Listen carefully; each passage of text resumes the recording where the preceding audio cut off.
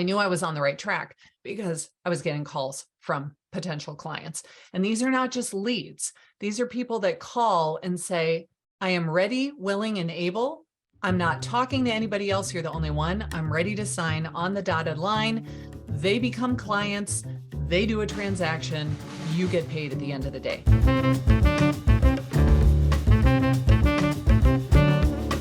Why don't you introduce yourself, kind of how you got in the business, where you came from, and then how you ended up utilizing YouTube and what it's done for your business, and then you can go into your presentation.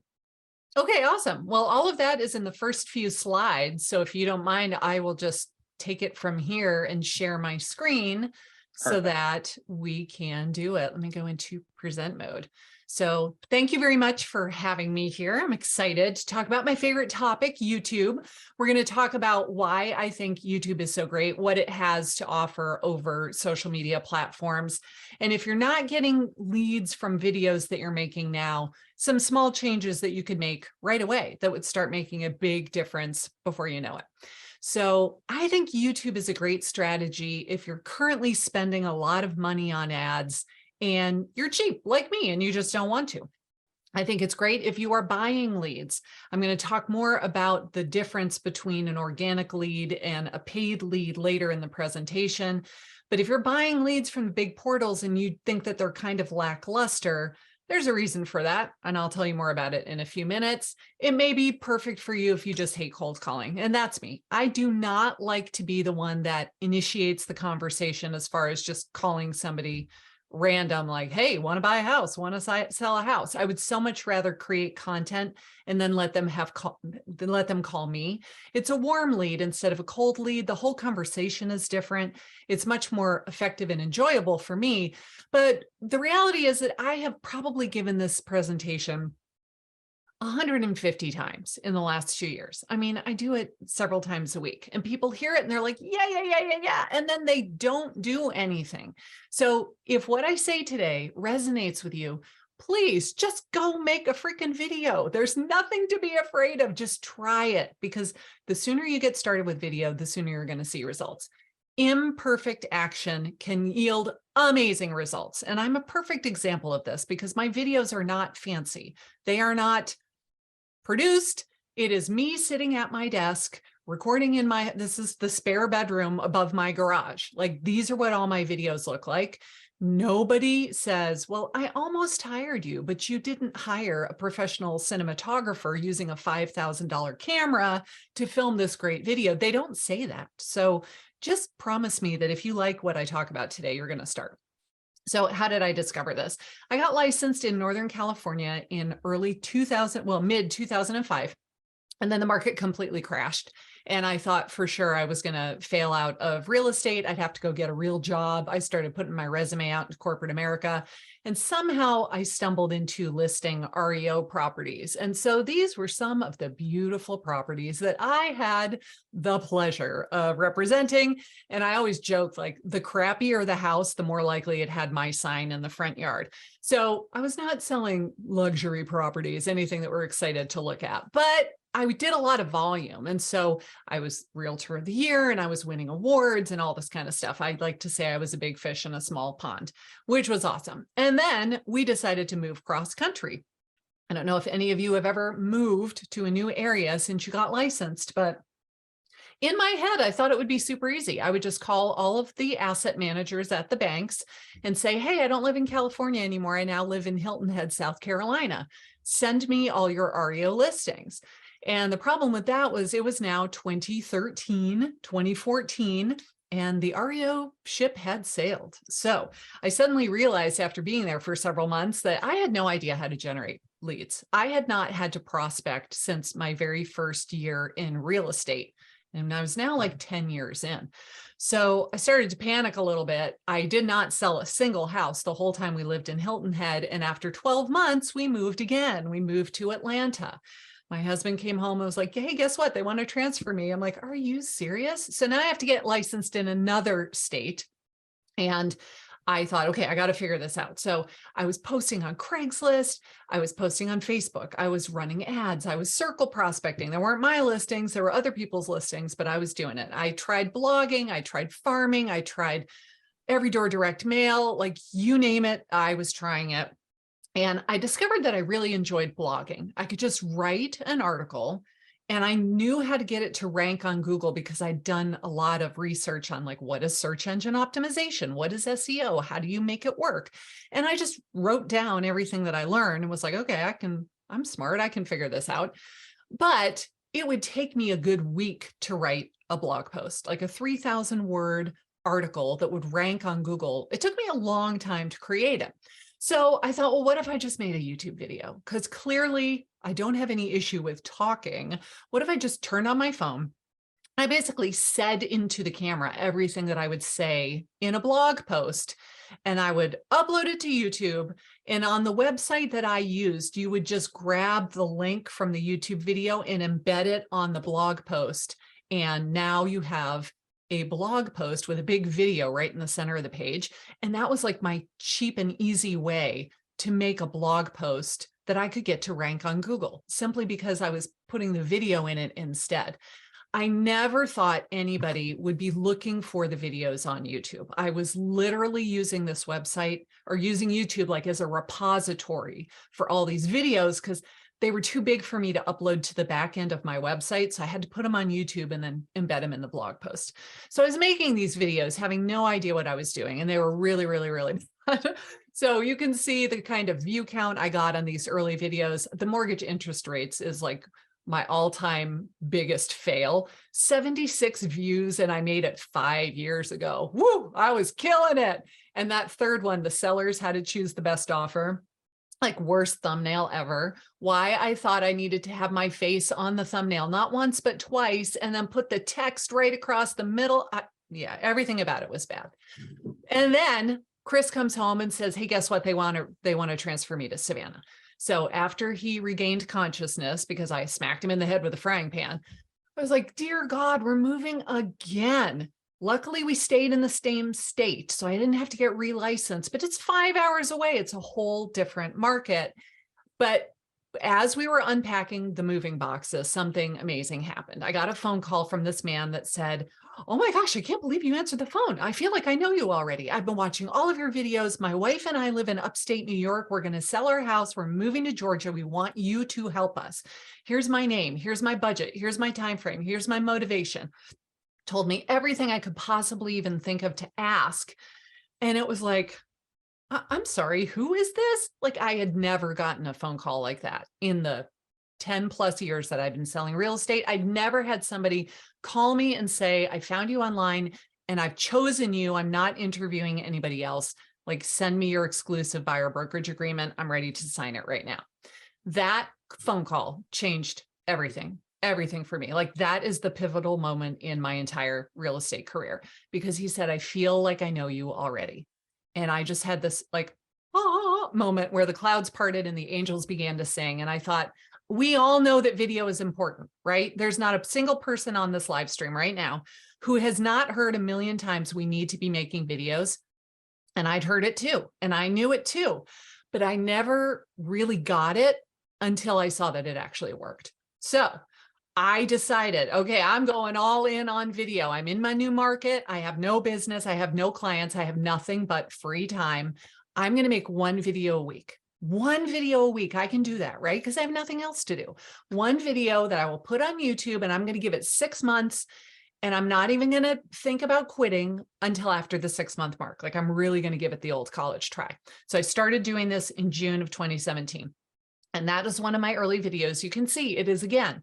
I lived in a different house, just my home office. Like my desk was kind of messy. I had crap on the walls behind me. Didn't really give it a lot of thought. It was not some big fancy production value. And I learned everything I could about how can I make a YouTube video that will bring me paying clients. It is not about becoming YouTube famous. It's not about branding. It's not just getting my name out there. Like I want my freaking phone to ring with people that say, I need a realtor and I want to hire you. And it started to work. So I was making videos with this new strategy behind it. 8,000 views, 35,000 views, 58,000 views. My top performer has roughly 100,000 views now. And that's all great, but that's just like vanity metrics, right?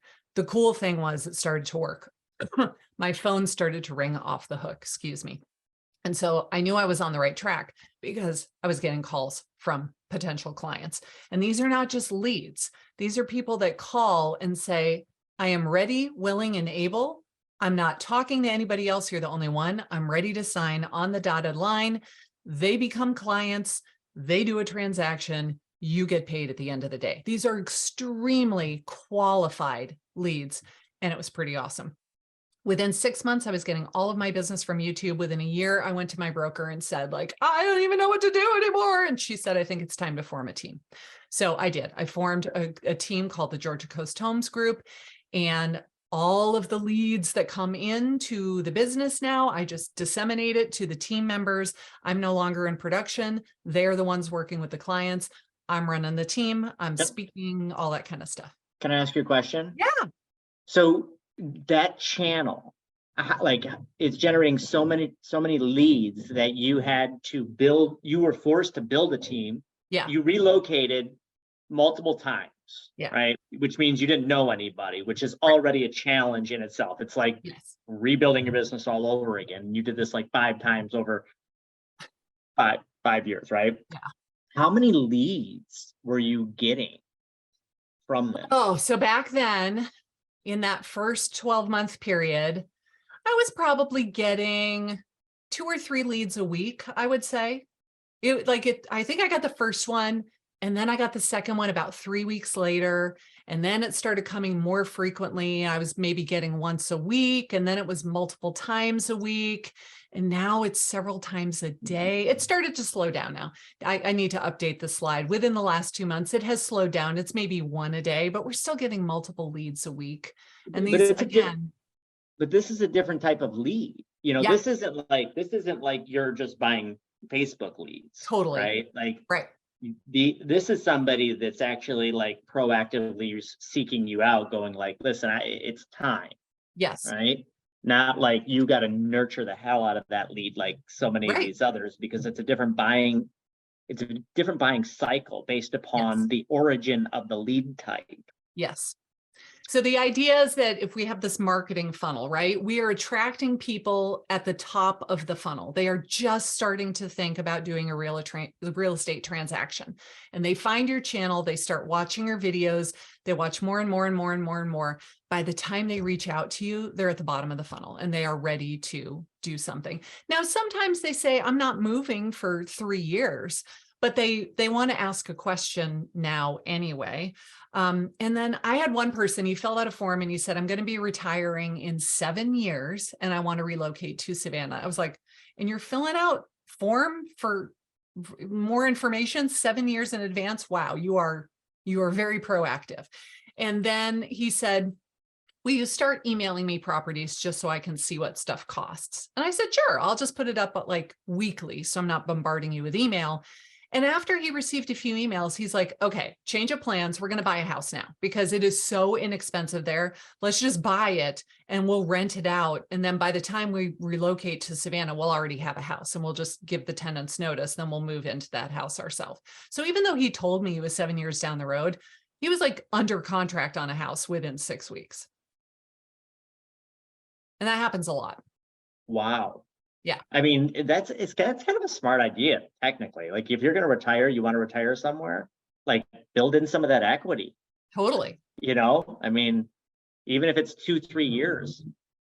Absolutely. And, you know, compared to a lot of other areas, Savannah is relatively inexpensive.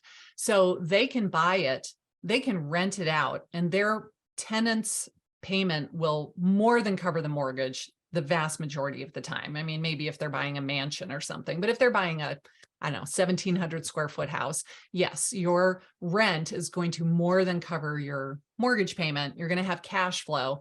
And then you're building all of this equity. Like you said, by the time you sell your house in New York, you move down here, you just pay off the mortgage. And now you're living in this house for free, no payments. Yeah. It's pretty Yeah, awesome. and real quick, just so somebody doesn't yell at me, that's not investing advice, right? Always buy an investment That is property on correct. cash flow, not appreciation, right? Like the cash flow has to work, not the appreciation. If the appreciation works, excellent. So Yes.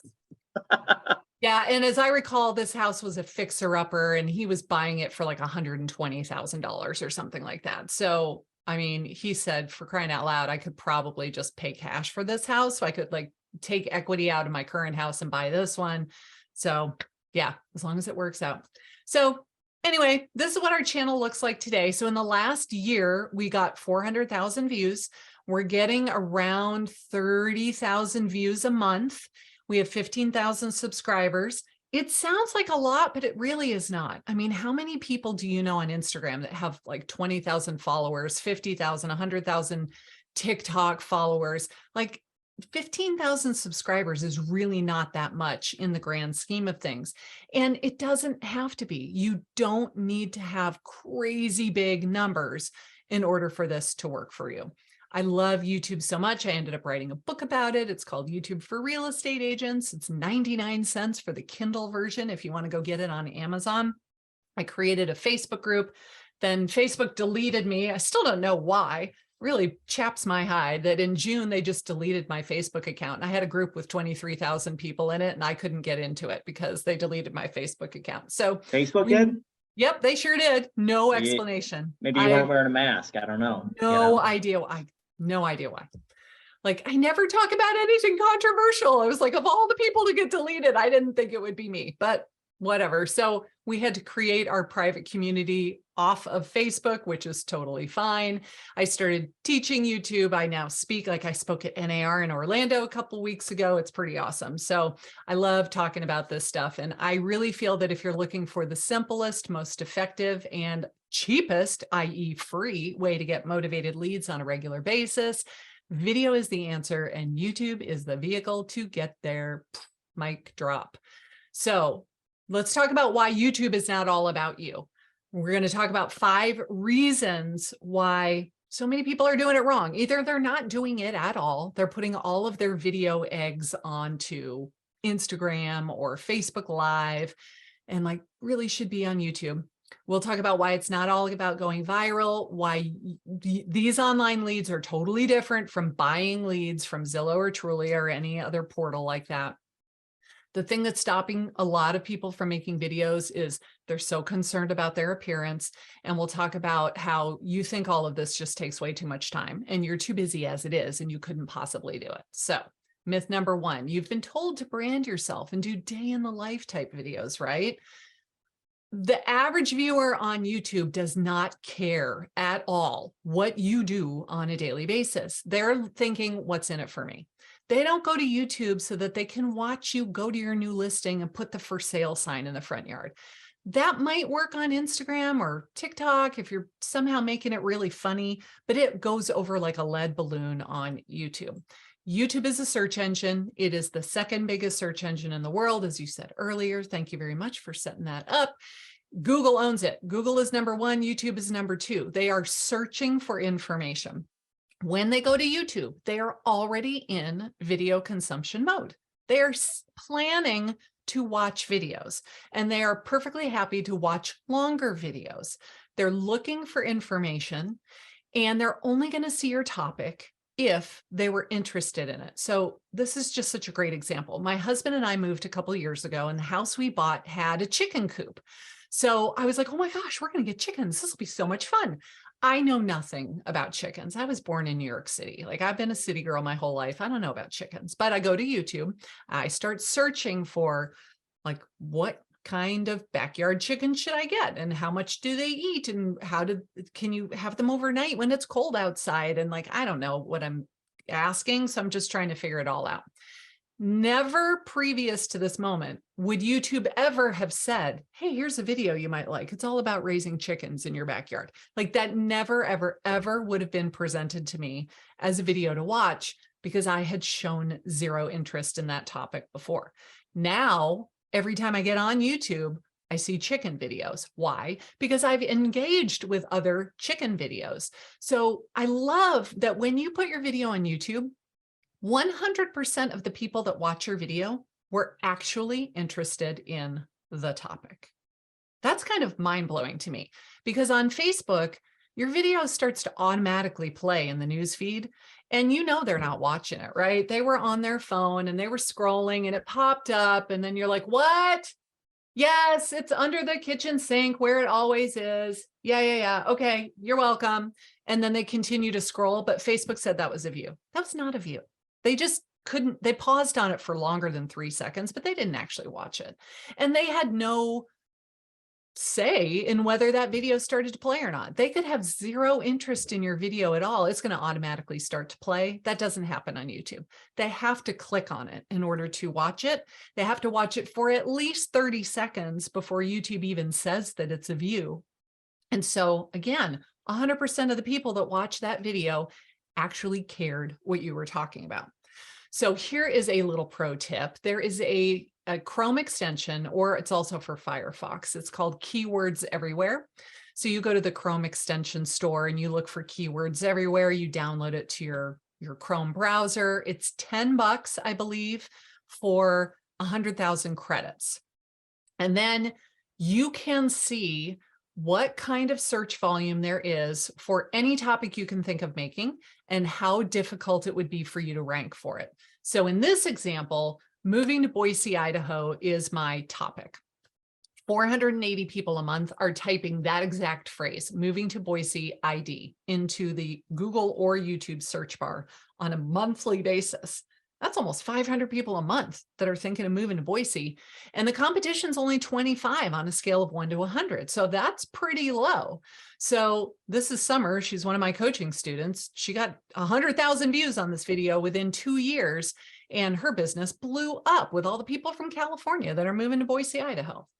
But don't do this, like, hey, enough about me. What do you think about me? And that's what most realtors tend to do on video. I don't understand why they think, like, I'm just going to make it a big commercial all about me and how fabulous I am. Can I tell you how many houses I sell? All of my designations, what a big shot I am in my market, and how I'm a this and I'm a that and I'm a this. Nobody goes to YouTube to watch commercials. I mean, is that why you go to watch videos on YouTube? No, you go to learn something, you go to be inspired, you go to be entertained. Hopefully the video does a couple of those things. And so when I look at all my top performing videos, they do not talk about me. The first one is 7 tips for moving out of state. Learn from my mistakes. I tell a story about when I moved and I went with the cheapest moving company and my stuff didn't show up for 3 weeks. So I lived in an empty house with no clothes and no furniture. It was great. And I tell this horror story to illustrate, like, if you're going to choose a moving company, don't only go by the price quote. You got to really compare apples to apples. But it's not all about me and what I can do to serve you. Don't go to Savannah without knowing these 7 things. It's kind of a, like, if you're thinking about moving here, here are some things you need to know before you decide. Pros and cons of living in Savannah. Best places to live in Georgia. Like, I talk about that sort of thing, not all about me and my skills and my designations. So this is why I think YouTube is so powerful. And don't even get me started on the shelf life of content on other platforms. Like, if you put a video up on Facebook, good luck if you can ever find it again 3 weeks from now. But on YouTube, you will get business from videos you made 5 years ago. Happens to me every single day. Then myth number 2 is that you've got to go viral. You've got to put out these videos that get thousands and thousands and millions of views in order to get business. That is so not true. It's not about getting in front of more people. It's about getting in front of the right people. The people that are in the market to do a transaction, in the market that you service, and they don't already have another agent. And that is the goal.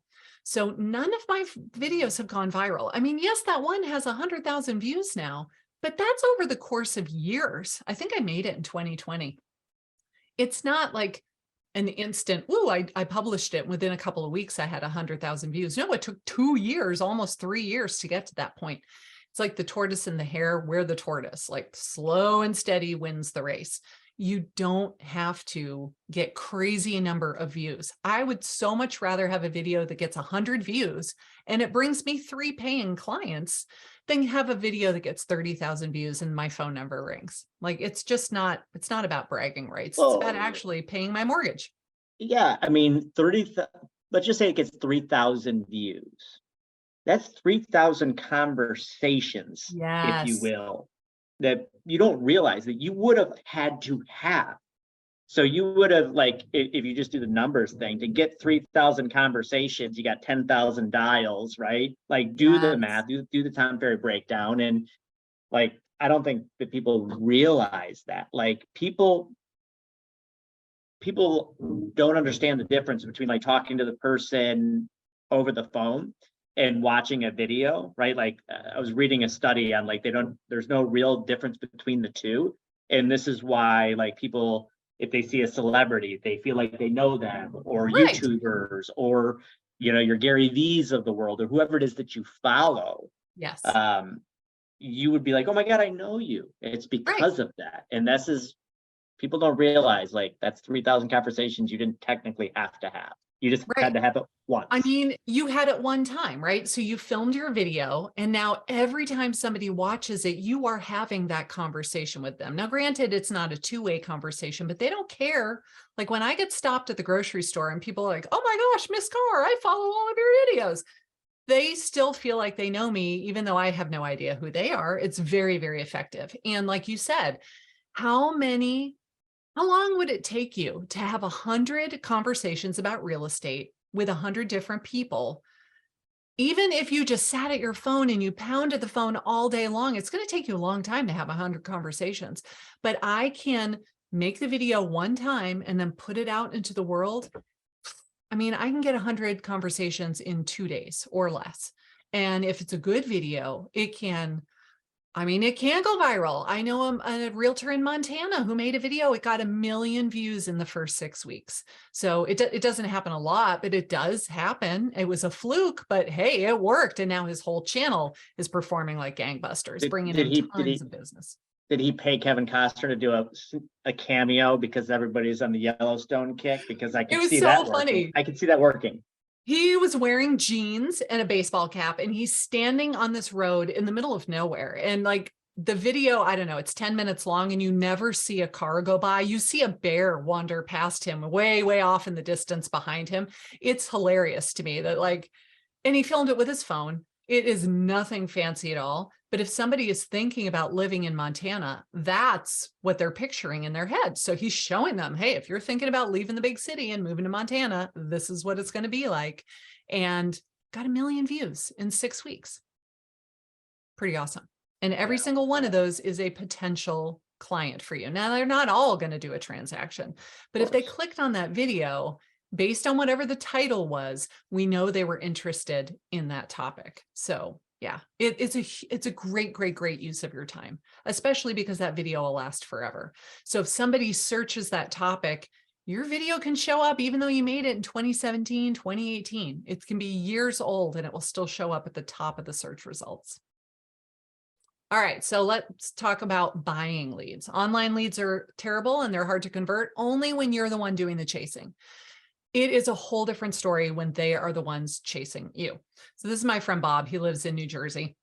He said, it is such a great feeling when somebody calls you and they're like, oh my gosh, I can't believe I'm talking to you. It's kind of weird, but it's awesome too. Like, I went and donated blood yesterday. And as I am giving the lady my name and I have to show her my donor card, I hear this guy go, Karen Carr, oh my gosh, I watch all of your videos. And I'm like, really? I'm donating blood at the YMCA. It was so weird and random, but it happens. I mean, I get recognized at Home Depot and stupid random places. And it's funny that they feel like they know you already. They feel like you are a celebrity. So if they call you and you actually answer the phone, they get all starstruck, which cracks me up because my channel has a whopping 15,000 people and it's many, many years old. It's not that big of a channel, right? But somehow they think that you are on $1 million listing or HGTV or House Hunters or something like this. It's kind of crazy. They feel like you are famous and that you are doing them a favor when you agree to take them on as a client. It's so Well, funny to me. And just think though, so many people are afraid to do videos. They're afraid to do what you and I are doing, right? Like they're afraid to do that. And if you're not doing it, then you already get put onto a pedestal. You know, Right. it's just like you and I've never climbed Mount Everest. And if we talk to somebody that climbed Mount Everest, they'd be like, yeah, it was hard. I worked at it, but it wasn't that hard. You know, you're like, yes, it was. Like you climb Mount Everest, right? Right. So it's like, I mean, I think it's all in perceived perception, Yes. right? It's just like if you're doing it, you're doing it, right? Right. And they don't really care about the quality of the video. That never ever it came up once in conversation. So of all of the videos I made over the past 5 years or so, one time a guy filled out the form on my website. I called him to follow up and he said, by the way, I'm a professional photographer. Can I give you some tips on your lighting? And I said, are you kidding? Free advice? Yes. Tell me what to do with my lighting. And he totally helped me like rearrange the lights in my studio. He was the only person that ever commented on it. Nobody else was like, I love your videos, but man, your lighting is terrible. Or your audio quality stinks. Or, you know, I hate how messy your desk is. They don't call you to tell you all of the reasons why they don't like the video. It doesn't happen. So we build up this thing in our heads of like, oh, we're going to be judged and found lacking. And they just don't care. They really don't care. And yes, I'm serious. But when you buy leads, they were only interested in the house, right? Oops, I went too fast. They just wanted to know about 123 Main Street. They don't know who you are. They think that we are all interchangeable. They think that our only value is to go over and turn the key in the lock. They see us as a commodity. We all do exactly the same thing. Doesn't matter if I work with Bob or with Susie, because you just are the door openers. I mean, that's what they think of us. And I have a real beef about buying leads because the longer we do this, the longer we perpetuate that perception. We have to show them what we do is different and why I am different from Bob and Susie. Not necessarily better, just different. And hopefully the right people will resonate with that. So if you get these leads that you bought and you find that you have to answer the phone within or call them back within 5 minutes because speed to lead is everything, right? That doesn't happen when they call you from YouTube. That's probably one of the coolest things. If I get a lead at 8:30 at night and I don't call them until the next day, they don't say, oh, I went on to the next agent because you didn't call me back fast enough. No, they say, oh my gosh, I can't believe I'm talking to you. This is so exciting. And they put me on speakerphone and go get their wife. And so they can have a whole conversation.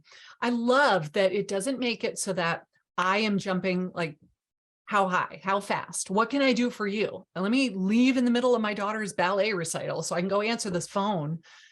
It doesn't have to be that way. It really doesn't. So how much more fun would your business be if people were like, oh my gosh, are you accepting new clients? Can I please hire you? Instead of you being the one to beg them for their business. It's a lot more fun, let me tell you. Oh, myth number 4. This is one of my favorites. You got to be young and skinny and beautiful and extroverted in order to make YouTube videos. So in 2020, when we were on lockdown, I had been coloring my hair for 30 years. I did not know how much gray was in there until I couldn't go to the salon for 2.5 months.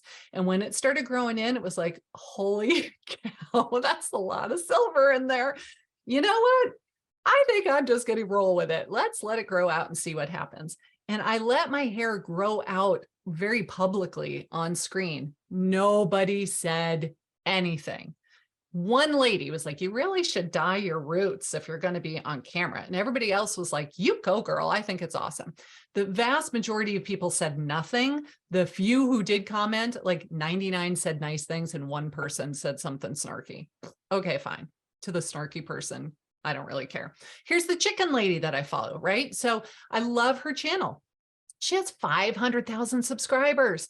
She is not young. She is not skinny. She is not a supermodel. She's not strutting around in a bikini. Nobody cares what she looks like. They watch the channel because she's entertaining on camera. She's interesting. She's delivering really good information.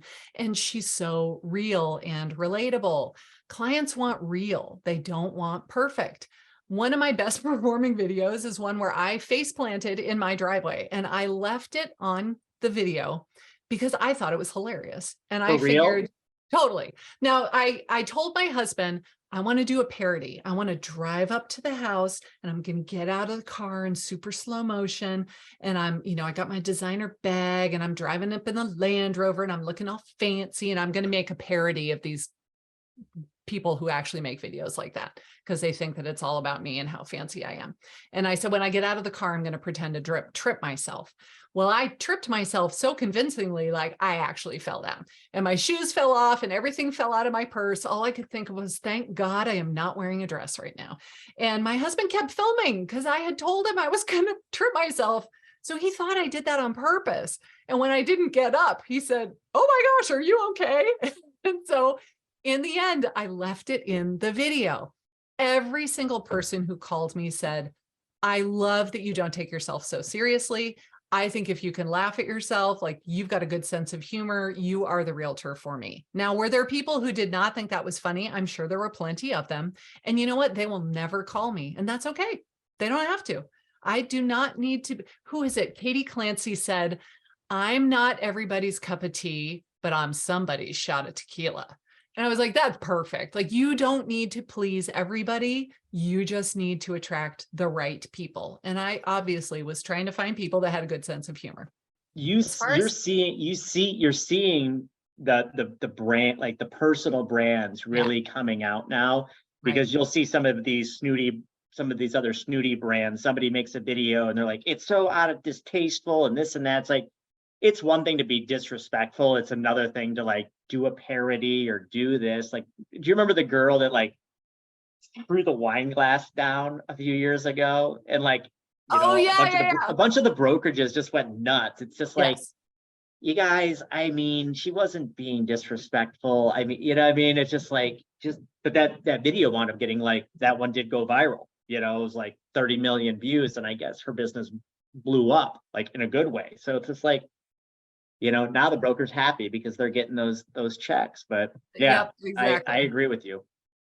Yep, I think you just have to show your personality on camera. And I'm not saying don't be professional, but can you crack a joke now and then? Can you be funny? If you can juggle, like, could you juggle while you're given this information? Just anything that you can do that would be interesting so someone would watch your video and still like you and want to work with you. Like, hey, if they call you and you get the client and you get the closing out of it, sounds good to me, right? As far as being like, I'm too shy, I'm an introvert. I think that being an introvert is a real asset when it comes to YouTube videos. First of all, I'm recording in my home office. Nobody else is here, right? So I'm talking to the camera.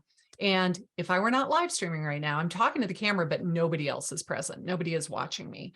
So for me, there is no stress with that because I'm not going to upload the video unless I'm happy with it. And if I make a mistake, I can cut the mistake out. That is the beauty of pre-recorded video versus live.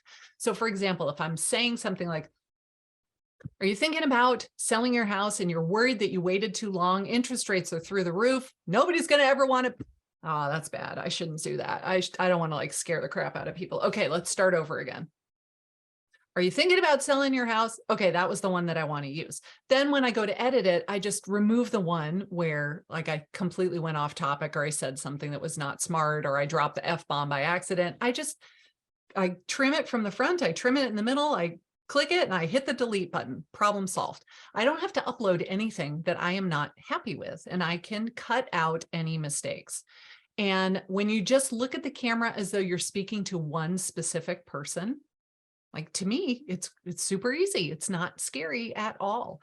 And it's not like you're on stage speaking to a group of 900 people simultaneously. Just start to think about your phone. If you're filming with your phone, your film is one person. It's the lady who lives down the street that you've known for 3 years.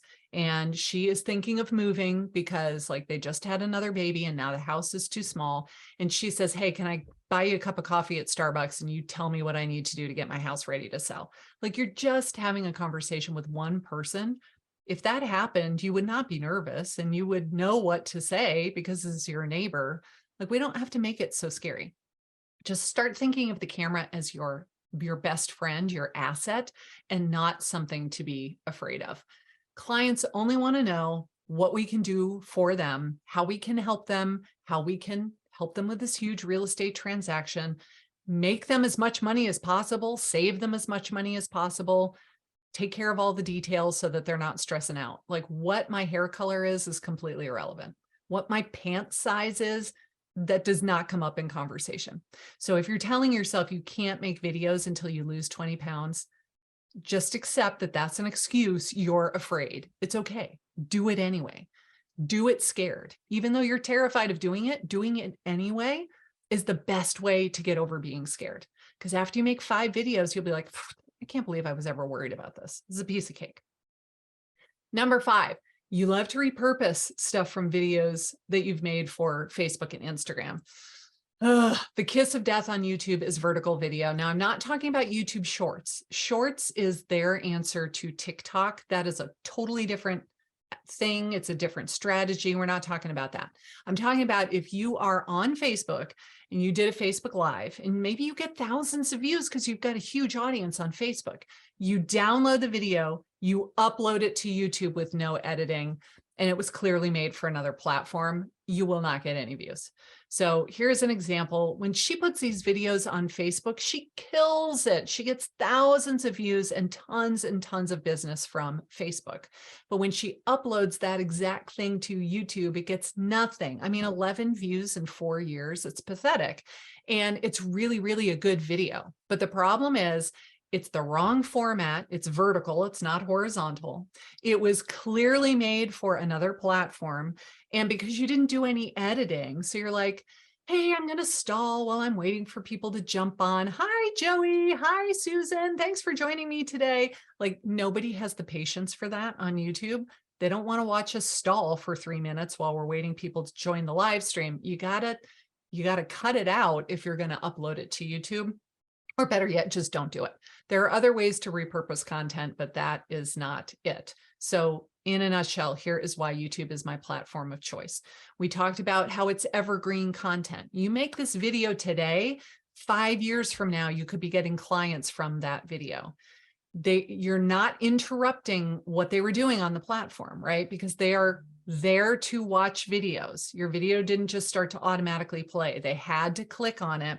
And if you can think about meeting them where they are, so they're just starting to think about selling their house. You don't want to make a video about like how to pick the best offer in a multiple offer situation. If they're watching that video, their house is already listed with somebody else. It's not listed with you. So there's no point in really giving them that information. And I made that video and it got no views. And that's why I know that this was not a good strategy. Remember, we talked about the marketing funnel. We want to get the people that are at the very top.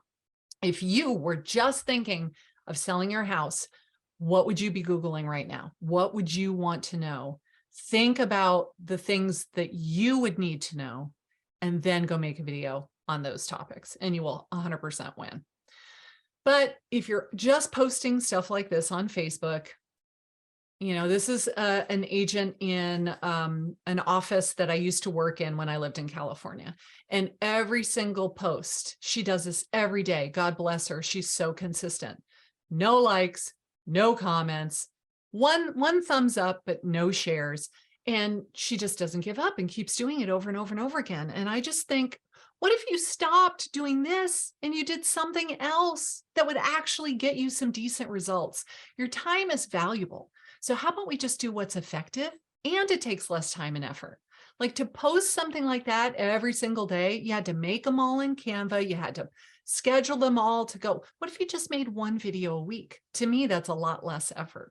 So do you see why I say that YouTube is so amazing? I attended a training on SEO couple days ago from a colleague of mine who loves blogging. And she was talking about the difference between ranking on Google versus social. And she had so many great points to make where in order to consistently show up in the Instagram algorithm, for example, you've got to post multiple times a day.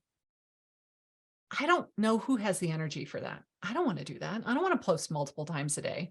I don't want to make this content that's going to be irrelevant. Like my friend, Sue Pinky Benson is trying to get me to do stories. And I'm like, why? It'll be gone in 24 hours. I just don't see the point. I don't want to spend all of my valuable time making content that will be gone in a day. I would so much rather take that time and energy and make content that will live forever. I Yeah, just think that Google is far superior. and people need to understand, if they've ever heard me talk about this, the difference between like search and discovery and intent versus interrupt marketing, right? Yes. Like when somebody's scrolling in that feed, they're doing escapism, looking at cat videos and how to bake cupcakes and all this other stuff, and then all of a sudden your house video, like, what is your homework? Not saying that it doesn't work, but think about somebody's state of mind, right? Yes. Versus like I'm thinking about leaving Michigan in the winter times for Florida, and I start looking at Miami and Lauderdale and Delray and Tampa and all these places.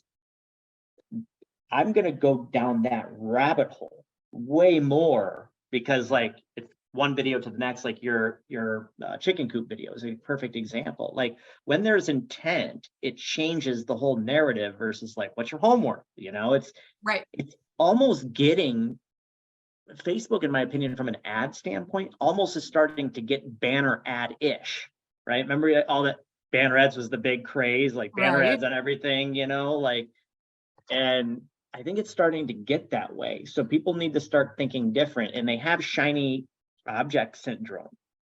Like SEO and that stuff, the search and discovery and the long form, I think is kind of the way to go because everyone's going down this other path. Go back to what technically works and what doesn't seem to be getting a lot of attention and being talked about, but has had results year over year over year over year. Like, Agreed. I don't I know. was talking to somebody yesterday about TikTok, and this is kind of an expert on TikTok. And he said the problem with TikTok is that people are not loyal. They want to watch a video that's supremely entertaining, and they don't really care about you and your brand because of the way that the TikTok algorithm works, or Instagram Reels. Like you're swiping, and it's just like I might click on it because it was entertaining, but not necessarily because I wanted the information that you were delivering, and now I'm going to follow you forever because of it. Whereas on YouTube, if they do, like if they watch your one video and it's really, really helpful, and at the end you say, so now that you know why this is the perfect time to sell your house, do you know how to get it ready for the market? In this next video, I'm going to tell you my best tips for getting your house ready to put on the market in the next 21 days. Catch you on that video. So if they click on that video and they watch it, now the YouTube algorithm's like, okay, so Randy really likes her videos. We're going to keep showing him more and more of Karen's videos. So you turn off YouTube, you go eat dinner, you go to bed, you get up the next morning, you go to work, and at the end of the day, you open up the YouTube app. Boom, YouTube's going to show you more of my videos because you binge watched them yesterday. And if you do that again today, you're going to keep seeing my videos over and over and over again. It's free retargeting. I did not spend a dime to have that happen. That's just how the YouTube algorithm works. So if we can give them truly valuable, interesting information, like you can't show up and be like, today we're going to talk about interest rates, and wow, they've doubled in a year. Like you have to be interesting on camera. Yeah. And interesting does not mean being a total entertainer. It just means talking with a little more enthusiasm than feels normal. Like when I'm talking to you, I'm talking with my hands like crazy. I don't do that in real life, but I do that when I'm on camera because it gives me a little bit more enthusiasm, a little bit more energy, and it comes across, I hope, as more interesting that way than if I just stood there with my hands folded and like a hangdog expression on my face. I think it's one of the best algorithms, quite frankly. Like I truly do. If you look at all of them that are out there, I think it's one of the best. Like there's some things that I don't agree with YouTube, but like there's definitely, I think that they got that right, where I think Facebook keeps making so many changes, right? That it's like hard to keep up. And like they recently did something with groups, and now you're not seeing nearly as much of the group stuff that you joined. I mean, like there's all kinds of these different things, but YouTube is definitely that. And I don't think it's going away anytime soon. And TikTok, I'd be concerned right now because it's being banned. It's already been banned in like 11 or 12 countries over the last like 8 or 9 months. And I'm not saying that it will be banned in the States, but obviously it's Valid starting to concern. scratching people's head. It's like, I just invested 2 years of my life building on a platform that could be banned. Like, why are these? I don't know why all these other countries are banning it. Quite frankly, I don't know the reasoning, but the more I've been reading and hearing that, like, you're like, okay, I guess people do it. So I don't know. I agree. I don't think YouTube is going anywhere anytime soon. And if you can rank on Google, so again, because Google owns YouTube, if you were to, I don't know, let's say you make a whole series of videos about, retiring in Lexington, Kentucky, for example. You're an agent in Lexington, Kentucky. You're going to look for the people that don't ever want to shovel their driveway again. They're going to move to Lexington to retire.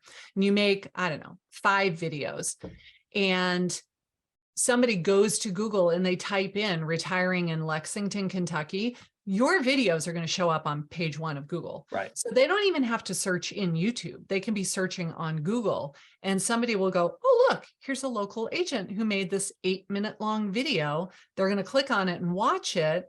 And I get this a lot. People say, well, my demographic is seniors, so I don't think YouTube is going to work. I'm like, they may not know how to upload a video, but they know how to watch a video. They know how to click and press play. And I get tons and tons of clients who are my age and older, and they found me from YouTube. So that's my dad's 70. He's a cord cutter.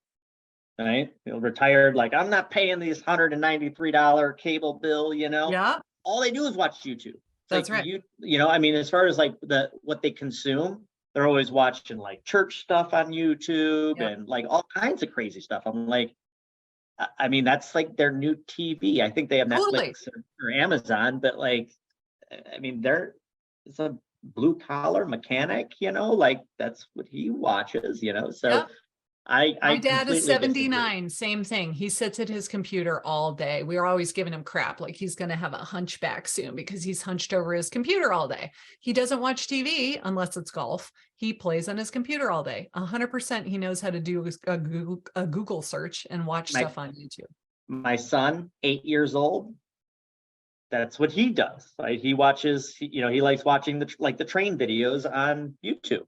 Like, right. I mean, we're there, we're monitoring, making sure he's not going down some rabbit hole, but like on the TV, that's what he watches, so from 8 years old to 70, we're obviously proving a point that it's kind of a platform for everybody. And I think that they do a pretty good job with,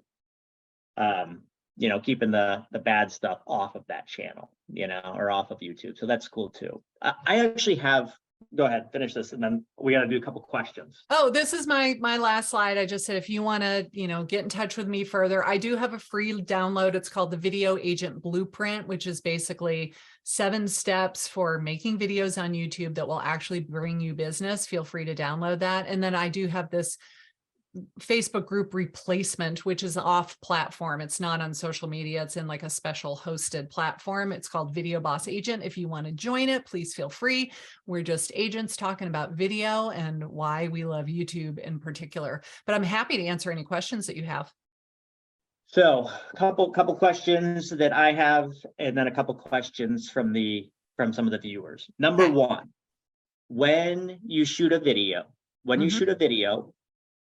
are you using a bigger camera or are you using your cell phone? When I first started, I used my cell phone exclusively. I just had my cell phone with a little tripod that's got the clampy thing. That was it. Then I graduated to using an iPad. Why? Because the screen was bigger and I could see it easier because I'm old.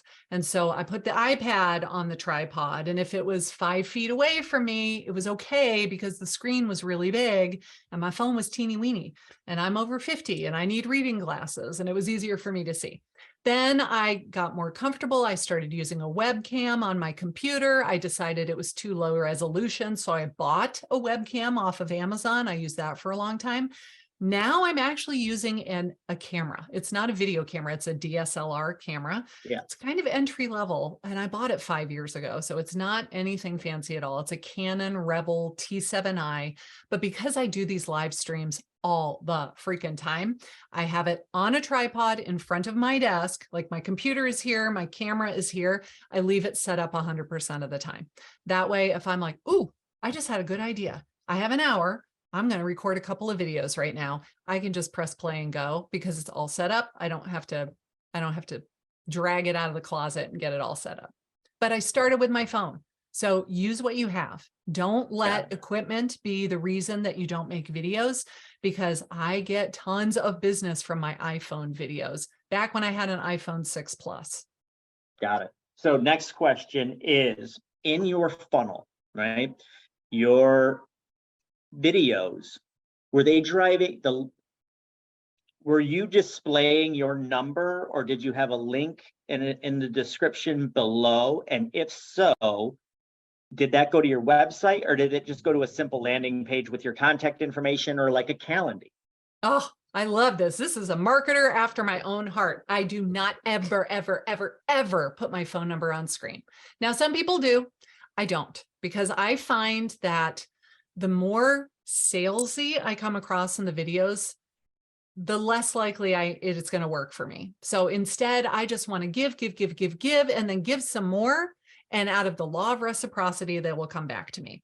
So 80% of the time, my call to action is watch another video. All I'm doing is getting more face time with this viewer. So I've given them some great information, and now click on this video. I'm going to give you even more great information.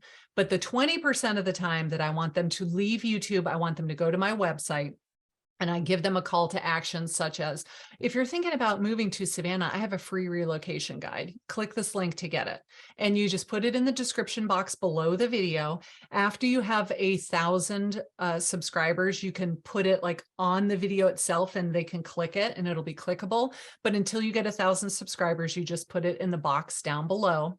They have to fill out a form to get my relocation guide. I want their name, their email, their phone number, and how soon are we planning on doing this? And I tell them up front, like, put in your best email address so they know if they put in a fake email, they're not going to get the PDF that I'm going to deliver to them. So they have to put in a real email address. And honestly, 90% of the time they put in a real phone number too, because they feel like they know and trust me at this point. If they've watched the videos, they're not afraid to give me their contact info because they know that I'm not a pushy salesperson. So they are willing to put that in there. And then it goes into my CRM. It sends them an email. Hey, here's the thing that you asked for, with either a PDF attached to the email or just a link to Google Drive where they can download it. It starts a whole follow-up email sequence, Randy. That's how you and I met, like drip campaigns that I've built out of, oh, you're thinking about moving to Savannah. Here's your relocation guide. And then the next day it sends them something else like, we haven't had a chance to talk yet. What's your time frame? Are we doing this anytime soon? And if they never respond to any of the emails, it converts them to a long-term drip campaign. They're just going to get an email every couple of weeks for like ever. And if they call me and we talk or they respond to the email, then I turn that one off. And now I turn on a different one where it's meant for somebody that I'm already talking to versus somebody that I've never spoken with before. So yes, I have a whole system set up. And do you call them as well? Totally. Yeah. Yeah. Like, I mean, you're just not waiting for the phone to ring. You are proactively growing your database. Yes. With people that are higher on the intent list than your Facebook lead or a Zillow lead in a lot of cases, right? And you're working your database that way, or technically now your team is working your database that way. Yes. Now, I will say that I do not love talking on the phone. Like, I don't even talk on the phone to my parents more than once or twice a week. I just don't, I'm not a phone person. I don't love it. So clearly I chose the right profession, right? Somebody who hates to talk on the phone. I became a realtor. What the heck was I thinking? So I love to have all of this stuff automated with my CRM, but of course I call them. So if they put in a phone number, I call them. And the first time I got a phone number, like, I thought, well, first I didn't even ask for their phone number. I was too afraid. I figured nobody's going to give me their email address. So I didn't even ask for it. And then after a while, I thought, I'm getting really good quality clients from this strategy. I'm going to ask for their phone number. I won't make it required. I'll make it optional, but I'll just ask. So the first one that came in, I called and I said, hey, Melissa, this is Karen Carr. I saw that you downloaded blah, blah, blah. And she went crazy because she thought she was talking to a Hollywood movie star, right? And I just, first of all, I couldn't believe that the phone number was real, that she actually gave me her phone number. And then she was so excited to talk to me. So ever since then, I always ask for the phone number. If they put in a bad phone number, that's fine. They're not ready to talk to me yet. Doesn't mean that they're fake. It just means that they're not ready to talk to me yet. And that's okay, because I'll just keep emailing them over and over and over again until either they tell me to go away forever, or they unsubscribe, or they finally say, okay, I'm finally ready to talk to you. And because you've been following up with me for 2 years, let's do this. So I do make the phone call, of course. And then if you get on the phone with them, now you can turn off that email CRM follow-up campaign, because again, that was meant for somebody that it's just designed to get a response. Every email I send them has a question. It's just designed for them to hit reply. And then once they do, now I can turn it off and I can turn on a different email campaign that is meant for people that we are already in contact with. Got it. Okay. And a couple from the audience here. Christian asks, assuming with your large YouTube following regarding your comments on your videos, do you take time to engage and respond to them? Yes. However, at this point, there are now a lot of comments and I can't respond to every single one anymore. At the beginning, I responded to every single comment, even if it was just, thanks, I'm glad you liked it. Like I did something. If anybody's ever heard of TubeBuddy, TubeBuddy, it is a plugin for your YouTube channel, and it has a thing called canned responses. So you, just like in Gmail, you have canned responses. You can go into TubeBuddy and create, thanks, I'm glad you liked it. Oh, that's awesome. Are you thinking of moving soon? Or you can ask them a question, and then that will hopefully get them to respond back. You can create a whole bunch of these canned responses, and then you just open the TubeBuddy app on your phone and you're like, okay, here's a comment, respond with this. Here's a comment, respond with this. Or you can type it all out. You can set it up so that you are notified every single time you get a comment on the channel. You could put a calendar appointment for yourself, like every Tuesday and Thursday from 8:30 to 9 a.m. I'm going to go answer comments on my channel. You can do whatever it is that you want. But yes, I tried as long as I could. I answered every single comment. Unless it was just somebody like, the crime in Savannah is so bad, I would never move there in a million years. Like that, I don't even respond to, because obviously all you're going to do is they're going to respond back, and they're going to try to pick a fight with you. And you can't win that argument. Like I tried so hard. I tried to be very reasonable and convince them of the error of their ways. No, you can't win. Somebody that just wants to pick a fight with you, you're not going to win. I don't delete the comment. I figure let their stupid comment be up there for the rest of the world to see. So they're making themselves look stupid, unless it's something like horrible. Like very rarely do I have to delete them and then block them from the channel. But you can do that too. You can say delete, never comment on my channel again. 75% of people who make negative comments, right, or the public, 75% of the public, probably even 85% of the public, when they see negative comments, they immediately think like, what a loser. What an idiot.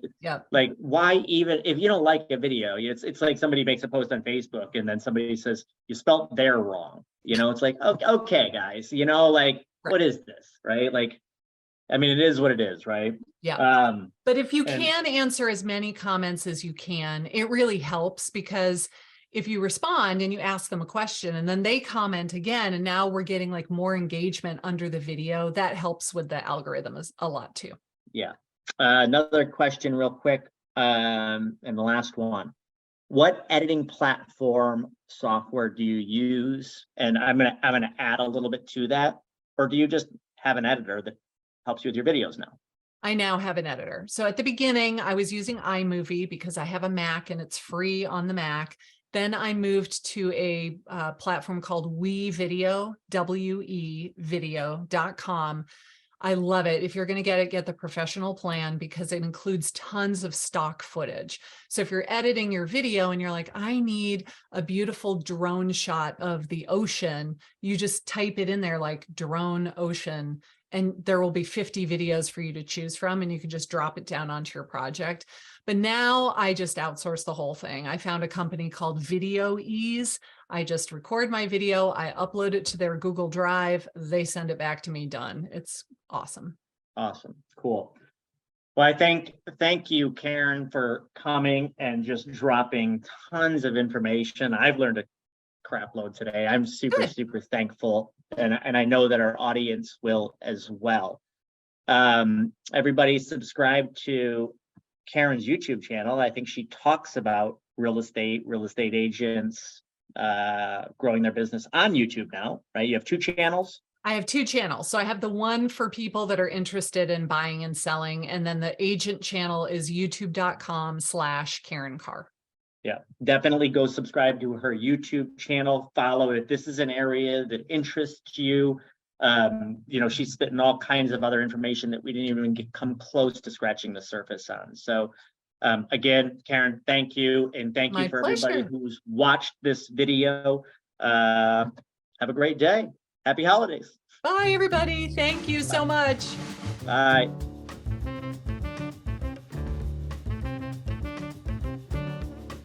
Want to keep getting tips? Hit the subscribe button as well. Thanks for watching, and we hope you get a lot out of this.